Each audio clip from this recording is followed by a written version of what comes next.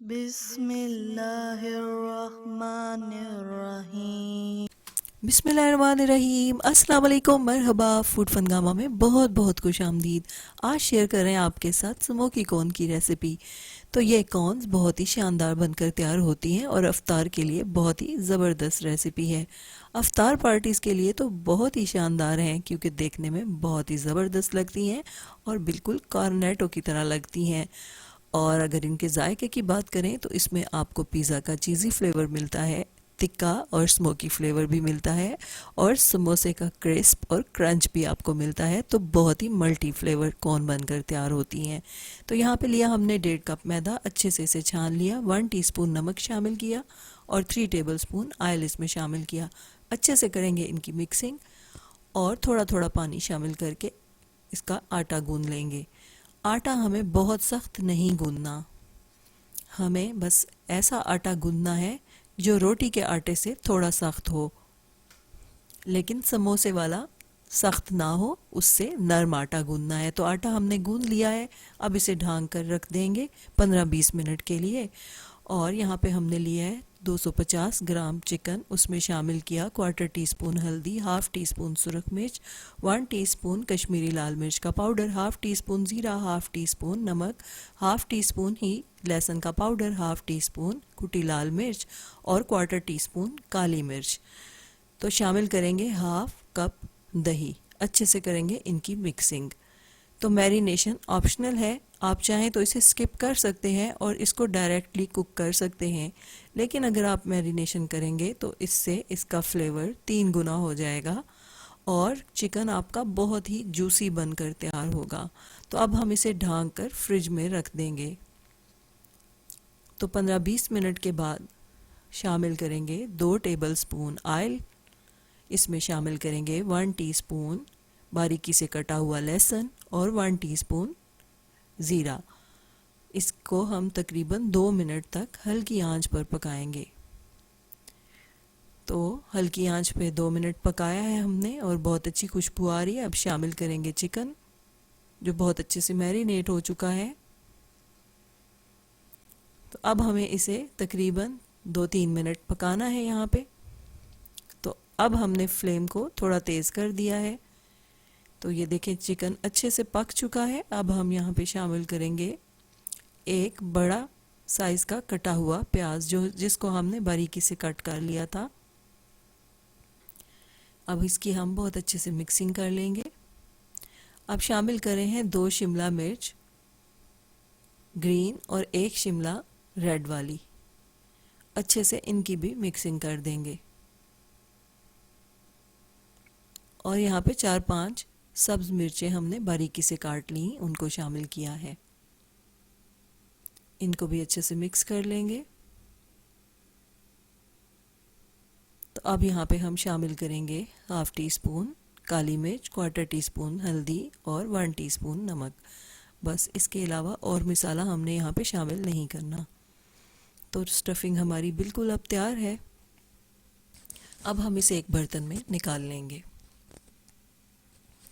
अब हम इसे धुआं देंगे। कोयला हमने अच्छे से गर्म कर लिया है, इस पे थोड़ा सा ऑयल गिराएंगे। तो देखें माशाल्लाह बहुत से धुआं निकल आया है। अब हम इसे ऊपर से ढांक कर 5 मिनट के लिए रख देंगे।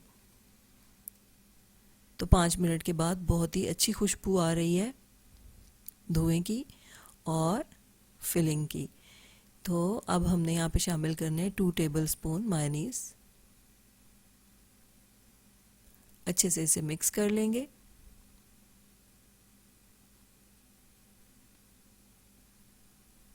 अब हम शामिल करेंगे चेदर चीज़। तो 1/2 कप चेदर चीज़ हमने शामिल की है। आप चाहें तो इसमें अपनी मर्ज़ी से भी कोई चीज़ शामिल कर सकते हैं, मोज़रेला भी शामिल कर सकते हैं। अब स्टफिंग बिल्कुल तैयार है, उसे साइड पे रख दिया है और यहाँ पे डो को अच्छी तरह से 2-3 दफ़ा गूंद कर इसके 6 पीसेस कर लेंगे और पेड़े बना लेंगे। पेड़ों को ढांक कर रख देंगे तकरीबन 5-6 मिनट के लिए। 5-6 मिनट बाद एक पेड़ा लेंगे और इसकी रोटी बना लेंगे पतली सी। अच्छे से पतली सी हमने रोटी बना ली है। अब इसमें ऑयल लगाया है और ऊपर से मैदा डस्ट कर लेंगे और दूसरी रोटी ऊपर से रख देंगे। इसको अच्छे से हमने बेल लिया है। अब हम इन दोनों रोटियों को सेंक लेंगे तवे पे। इसी तरह हम अपनी तमाम रोटियां तैयार कर लेंगे। तो इस रोटी को थोड़ा सा ज़्यादा सेंकना है ताकि ये थोड़ी सी हार्ड हो जाए, सख्त ना हो बहुत ज़्यादा, लेकिन थोड़ी सी फर्म हो जाए, क्योंकि जब हम कोन को लोड करेंगे तो अगर रोटी सॉफ्ट हुई तो कोन ढीली पड़ सकती है। तो ये एक टिप है, इसको आप ज़रूर फॉलो कीजिएगा। तो तमाम रोटियां अच्छे से हमने तैयार कर ली हैं। अब हम इन्हें 2 पीसेस में कट कर लेंगे। तो अगर आप छोटे साइज़ की कोने बनाना चाहते हैं तो आप इनके 4 पीसेस भी कर सकते हैं। इनको अच्छे से लपेट के रख देंगे और अब हम यहाँ पे लेंगे 5 टेबलस्पून मैदा। उसमें शामिल करेंगे हाफ़ टी स्पून कुटी लाल मिर्च और 1/4 टीस्पून नमक। थोड़ा सा पानी डाल के अच्छे से इसकी पेस्ट बना लेंगे। ये कोन बनाने में मदद देगी। अब कोन तैयार करते हैं। तो इस तरह से हमने इस पे पेस्ट लगानी है और यहीं पे इसको लॉक कर देना है। तो ये इसका पहला दरवाज़ा ही हमने बंद कर दिया है। तो अब ये बहुत अच्छे से लॉक हो जाएगी। तो अब इधर से भी इसको अच्छे से लॉक कर देंगे। तो इसको बहुत ही टाइटली आप लपेटेंगे तो ये कोन बहुत ज़बरदस्त बनकर तैयार होगी। तो इसे ढीला नहीं होना चाहिए। ये बहुत अच्छे से कोन बनी है। तो तमाम कोन्स हमने बना ली हैं और एक रोटी के 4 टुकड़े करके उसकी 4 कोन्स बना ली हैं। अब हमने इसको फिल करना है। इसको आपने ऊपर तक भरना है कोन को, बहुत ज़्यादा ऊपर तक बिल्कुल इसको आपने लोड कर देना है। तो फिर ये बहुत अच्छे तरीके से तैयार होगी। अब इसको हमने पेस्ट में डिप किया है और ब्रेड क्रम्स लगा लिए हैं। इसी तरह अपनी तमाम कोन्स हम तैयार कर लेंगे। तो अब ये जो छोटी कोन्स हमने बनाई हैं उनको भी तैयार कर रहे हैं। तो तमाम कोन्स को हमने बहुत अच्छे से तैयार कर लिया है। अब यहाँ पे ऑयल को हमने गरम किया था। ऑयल बहुत ज़्यादा गरम नहीं होना चाहिए, हल्का हल्का गरम होना चाहिए, क्योंकि इनको हमने डीप फ्राई करना है। अगर हम इन्हें अच्छे से फ्राई नहीं करेंगे तो ये अंदर से रोटी नरम ही रह जाएगी इसकी। तो इसको तकरीबन 6-7 मिनट तक हमने इनको फ्राई करना है। इससे क्या होगा कि एक जैसा इवन कलर आएगा कोन्स पे। ये देखें इस तरह से। तो कोन जो है वो कहीं से भी डार्क कलर की नहीं होगी। अब दूसरा बैच यहाँ पे डाल रहे हैं तो इसको 5-6 मिनट फ्राई होने देंगे और हम तैयार कर लेंगे सॉस, जो इन कोन्स के साथ बहुत ज़बरदस्त लगेगी। तो हमने मायोनीज़ शामिल की है और इसमें हम शामिल करेंगे 1/4 टीस्पून लहसुन का पाउडर, 1/4 टीस्पून काली मिर्च, 1/4 टीस्पून ही नमक और हाफ़ टी स्पून कश्मीरी लाल मिर्च का पाउडर। अच्छे से कर लेंगे इनको मिक्स। तो ये बहुत ही मज़े की सॉस बनकर तैयार होती है। आप इसको ज़रूर बनाइएगा। तो ये इन कोन्स के साथ बहुत ही ज़बरदस्त लगती है। तो अब ये तमाम कोन्स हमारी तैयार हैं और आप देखें ये देखने में कितनी शानदार लग रही हैं और बहुत ही इवन कलर आया है तमाम कोन्स पे और बहुत ही अच्छे से फ्राई हुई हैं ये।